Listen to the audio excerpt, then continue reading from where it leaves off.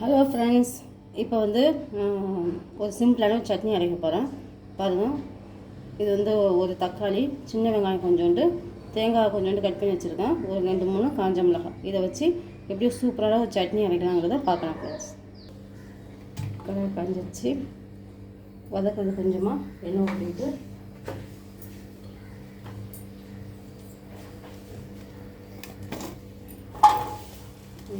சின்ன வெங்காயத்தை எல்லாத்தையும் போட்டு நல்லா வதக்கணும். கலர் சேஞ்ச் ஆகிற அளவுக்கு வதக்கணும்.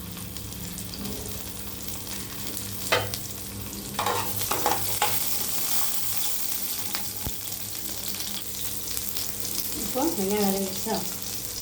இப்போ தக்காளி, ஒரு தக்காளியும் தேங்காய் கட் பண்ணி வச்சுருக்கோம், அந்த தேங்காயும் போட்டுக்கணும்.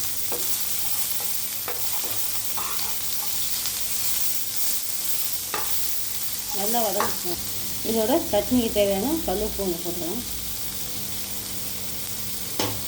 இதை வச்சு கூட 4 காஞ்ச மிளகாவும் போட்டோம்.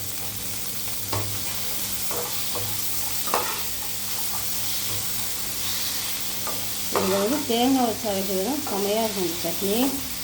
இட்லி, தோசைக்கு, தயிர் சாதத்துக்கு கூட நல்லாயிருக்கும்.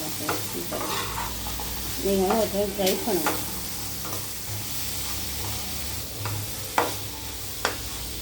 பாருங்கள், வெங்காயமாக நல்லா குழஞ்சி வந்துடுச்சு. சரிங்களா? வெங்காயம்லாம் குழஞ்சிருச்சு,